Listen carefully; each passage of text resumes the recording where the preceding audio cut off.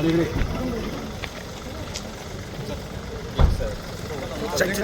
थोडं थोडं थोडं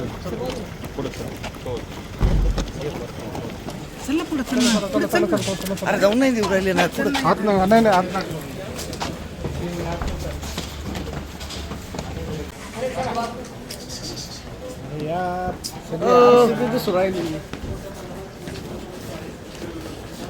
वकील साहेब वकील साहेब वकील साहेब वकील साहेब या तुम्ही. सर सर इकडे असं. वकील साहेब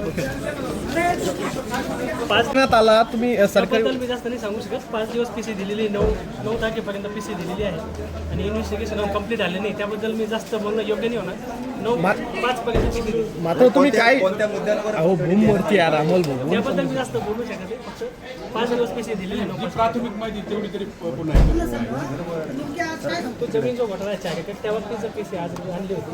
त्या संदर्भाने 7 दिवस पीसी माहिती दिली, पैसे 5 दिवस पीसी दिलेली आहे. धन्यवाद.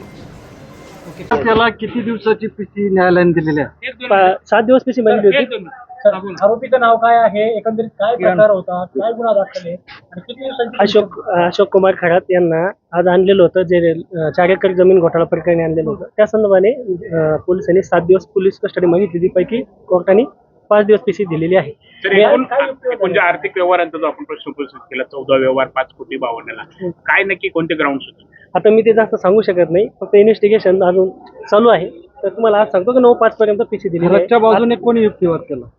ते नाशिकचे वकील होते, त्याबद्दल मला जास्त सांगता येणार नाही आणि जास्त आम्हाला बोलता येणार नाही. फक्त माझं नाव ॲडव्होकेट गौरव बोगडे आहे. तर आपण काय नेमकं भूमिका मांडली किंवा आपलं काय म्हणणं होतं तुम्ही जास्त बोलू शकत नाही. 5 दिवस पीसी दिलेली, 9-5 पर्यंत. धन्यवाद.